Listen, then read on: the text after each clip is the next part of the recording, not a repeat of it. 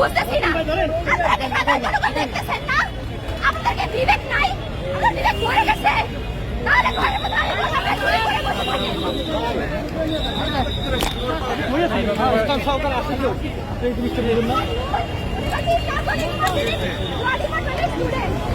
ভাই